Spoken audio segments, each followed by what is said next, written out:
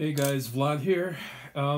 It's been a few months since the last video, so I wanted to shoot a short review of my new speakers, the Revel PerformaBe, B for Berillyum, F228Be.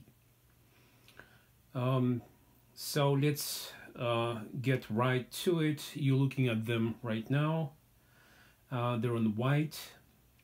So this was an unexpected purchase. I own their predecessors, the F208 Performa 3 speakers, less than a year ago. So since then, I have quickly gone through Magnipan 3.5Rs, the Polk's LSI M707, the flagship, the Focal 1037Bs, also Berillyum speakers, and now these, and it hasn't been a year since the F208s. I will put in a link to the F208s, to another video with them. So first off, let me mention that these aren't replacing the F208s.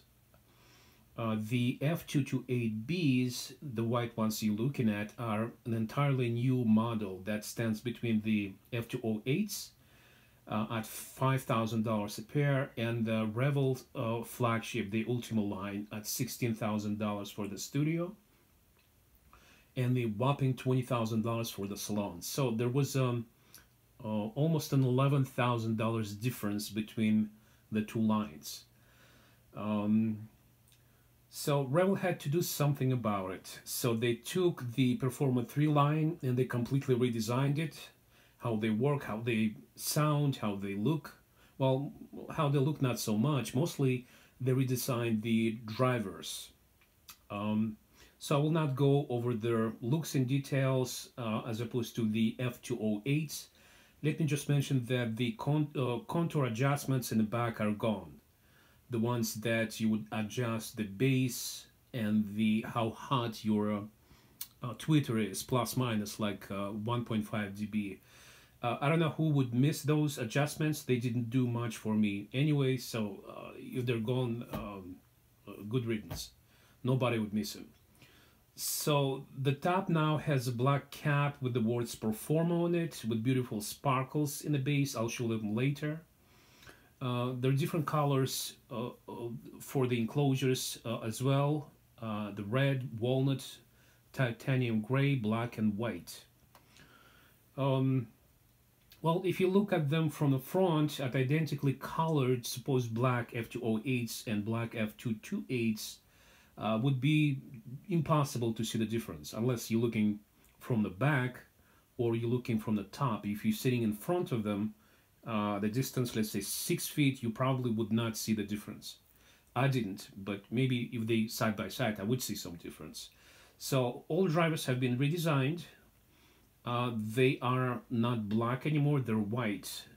There is a Berillyum tweeter and the waveguide of the 4th generation.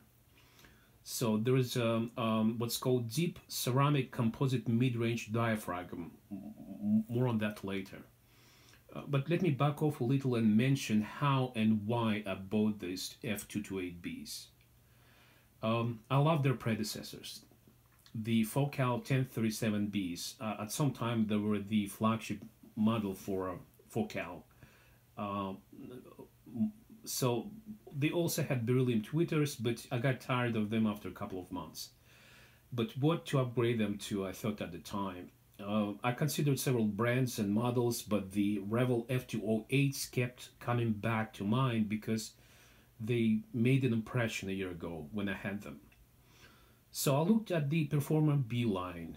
The F226Be, as opposed to the F228Bs you're looking at, would have been fine for my small room. Those would have smaller woofers. So while F328 would have been an overkill considering the two REL subs I have. So I considered either a used pair of F228Bs, these speakers, or Ultima 2 Studios, the ones costing $16,000. Used, of course. I can't afford them new. So those ranged between $7,500 and $9,000 used.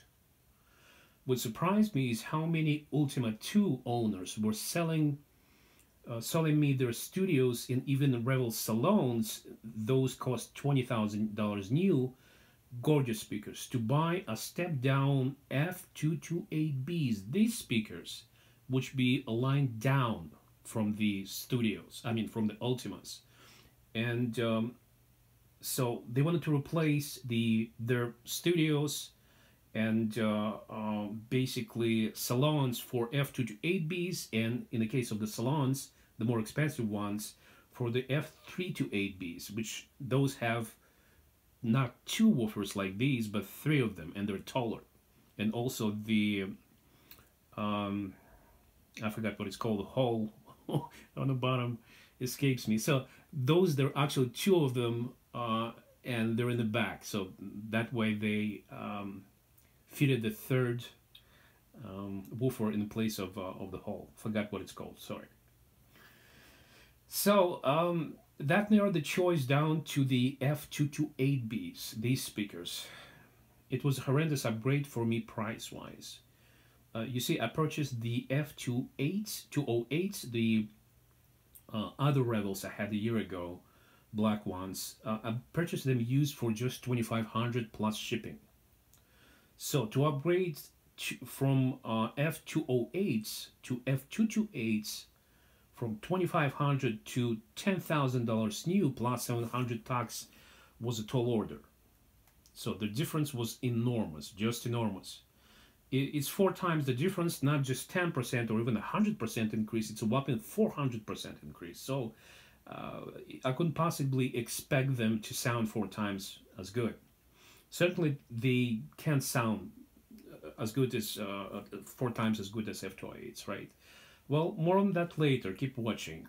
The going used price, and I believe still are $7,000 to $8,000 plus $360 to $400 shipping for these speakers. Let me mention the F208s I sold a year ago were destroyed in shipping to the buyer.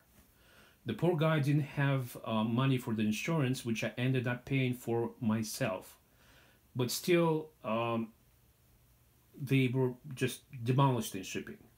The poor guy, so he didn't get reimbursed for anything before he signed off on the line for the UPS delivery.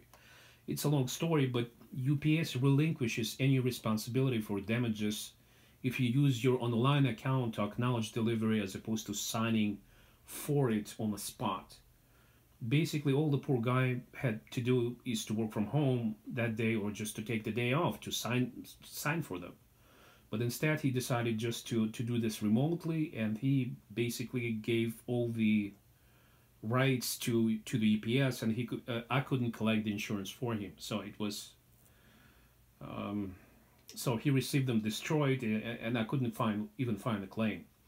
Of course, I kept the money, but that disaster made an impression on me. I swore to never buy oversized used equipment. Small boxes like preamps or cables are fine. So that put me in a predicament. The new F228s are $10,700, including tax.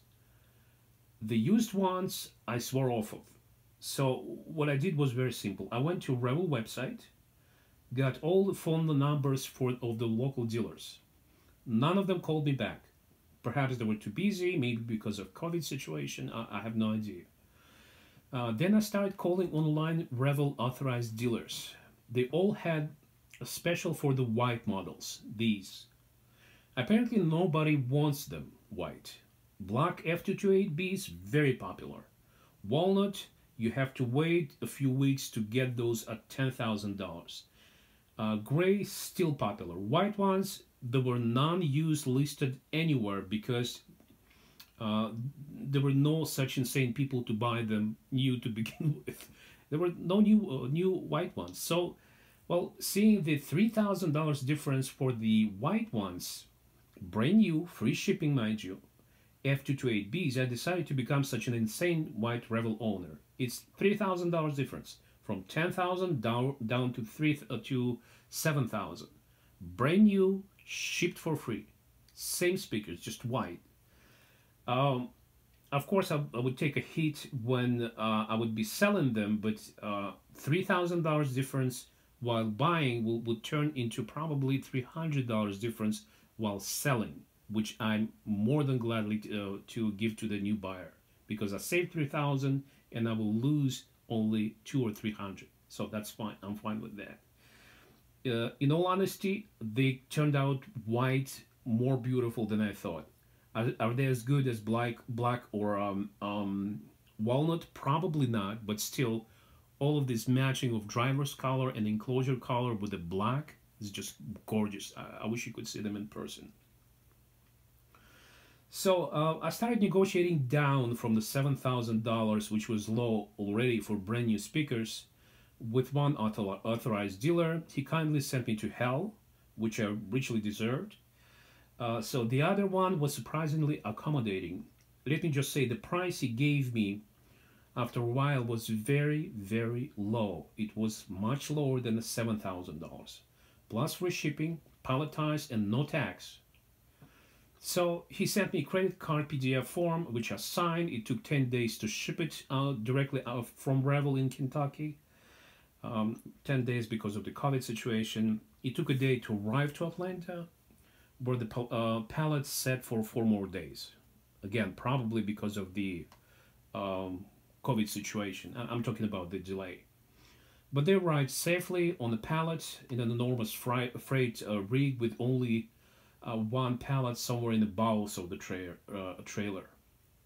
So it couldn't have been damaged, being safely fixed in the middle of the pallet surrounded by empty space.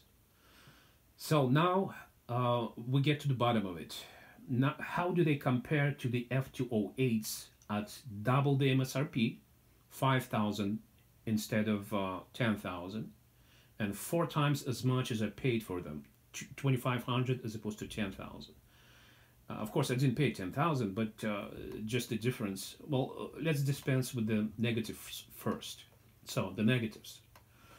The reviews and measurements in Stereophile magazine, I think, mentioned slightly higher enclosure reflections that were measured but most likely cannot be heard. Can't testify to that, neither confirm or deny. They also mentioned the same quality that applied also to the F208s, how little the speakers care about the placement and towing. Their off-axis capabilities, both vertical and horizontal, are beyond excellent. You cannot mess up their positioning. Their image will be big, but not diffused. It's not going to be like a head in a vice. You can move around the couch and still hear an amazing focus. I'm talking about the sweet spot. That is enormous. It's very large.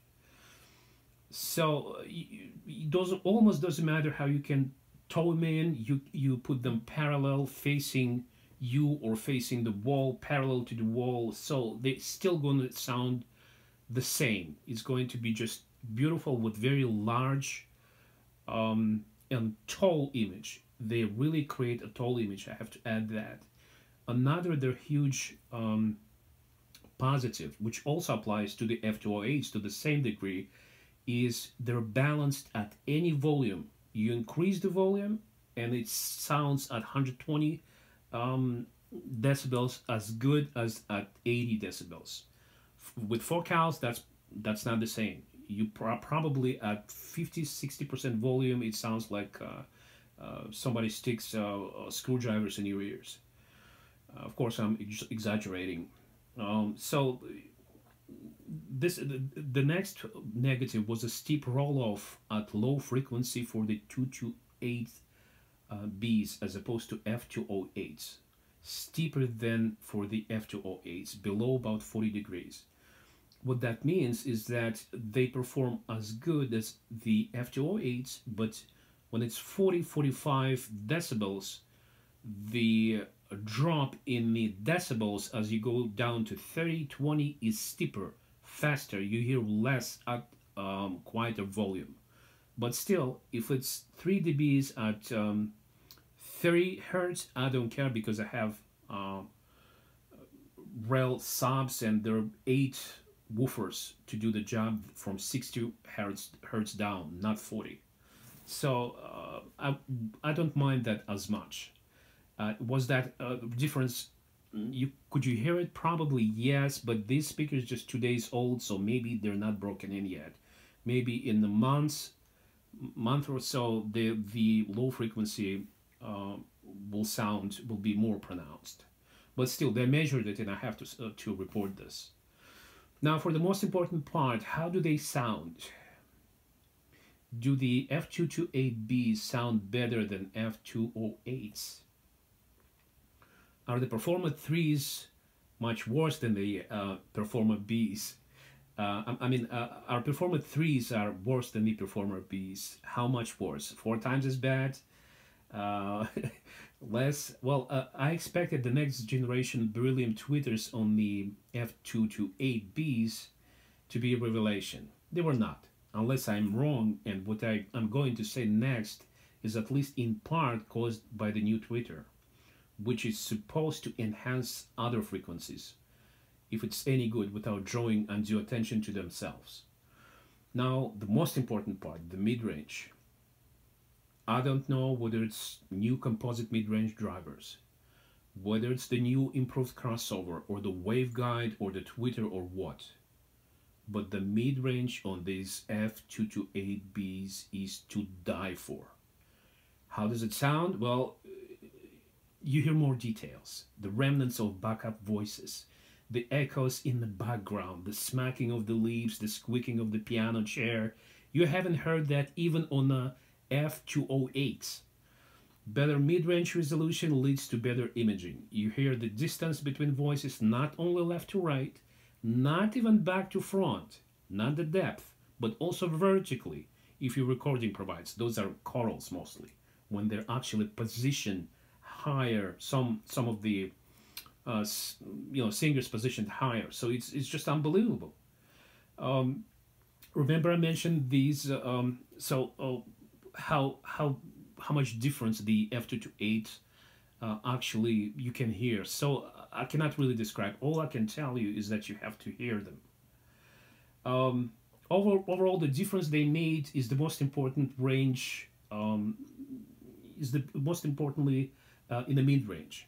It was unexpected, astonishing. I didn't expect it even from such titan as Magical or Rate-Hold that cost at least 100 grand. And these are just $10,000, and you don't even have to pay that. So are they worth the 10K? Yes, they are. I expected a 10% improvement, but instead I got maybe a 40% improvement where it counts most, the mid-range, the hardest to improve on and just as expensive to achieve. 40% maybe not, doesn't sound a lot, but I have to tell you, as you go up the chain, the rule of diminishing returns basically speaks for itself. The more you spend, the less you get in improvement. So I expected maybe 10%, maybe 11%, but so much improvement is just unbelievable. So these are just amazing speakers. It will be hard to improve on them until they release Ultima 3s, the top shelf speakers at the time.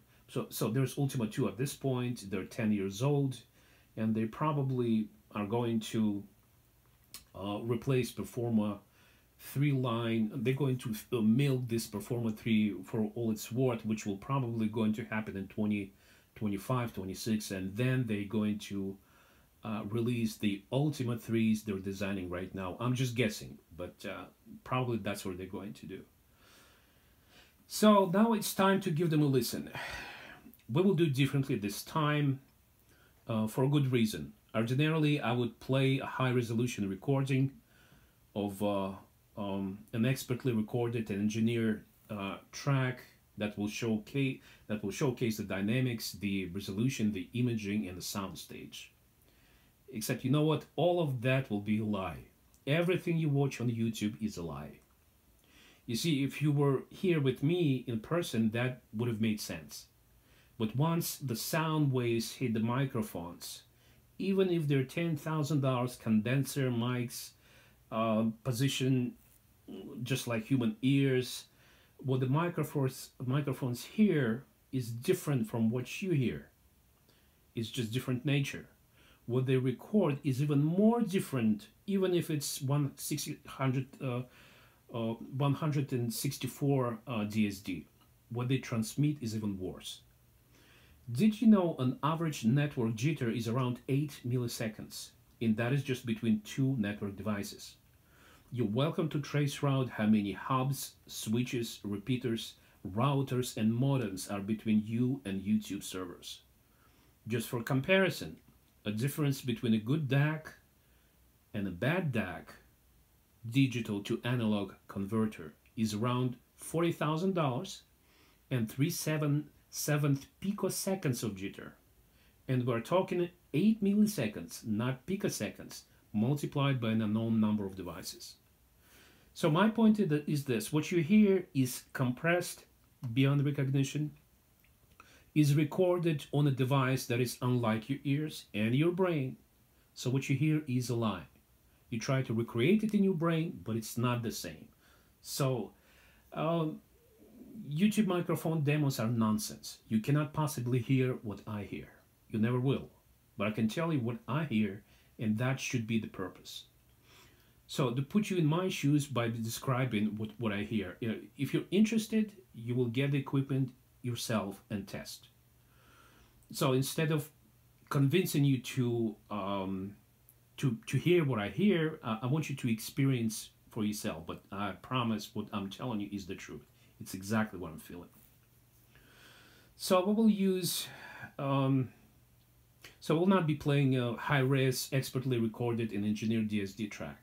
No, on the contrary, we will use a bad, very bad, 50 years old recording, not expertly recorded, a pop song, for better or for worse. It will be for the better because the Revels reproduced the bass I had no idea was there. And this song is 50 years old, 51 actually. They reproduced the voice with such a vivid, palpable, and much more lifelike plead that simply made my heart skip a bit. It's just amazing. So the instrument and the voices appear suddenly from a blacker background. They jump at you. They blossom like real voices and then decay almost half a second longer in more apparent silence. It takes longer for them to disappear. It sounds like a completely new recording, at the same time it does not. I also said for the worse. That applies to the noise, sort of a quiet shaft ringing in the background. I did not hear that noise before, even on the F228s, because that sort of microscopic detail wasn't even audible on the recording, and the recording engineer didn't hear it in 1970s when the track was recorded. So he didn't hear it, he didn't get rid of it. But these speakers reproduce it, you can hear it 51 years later. So, ladies and gentlemen, I'll give you a 1970 recording of Mireille Mathieu, Pardonnez-moi ces caprices d'enfant, reincarnated by the Revel Performa F228Bes, very possibly the last speakers you'll ever buy.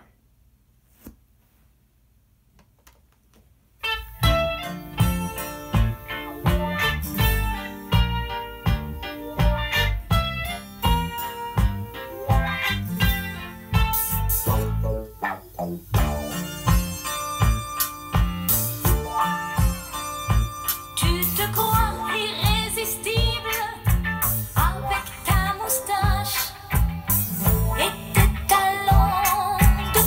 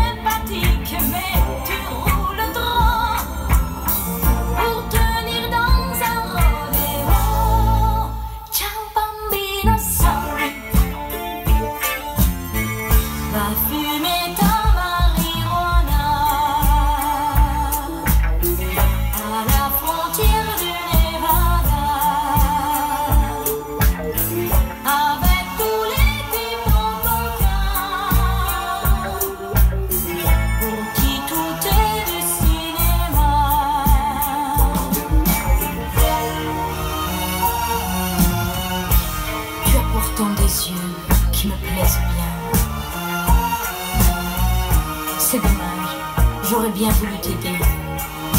John Wayne, Redford, Newman, ça n'existe pas. La vie n'est pas du cinéma. Ciao bambina, sorry. C'est dommage, sorry. Ciao bambina, sorry. C'est dommage, sorry. Ciao bambina, sorry.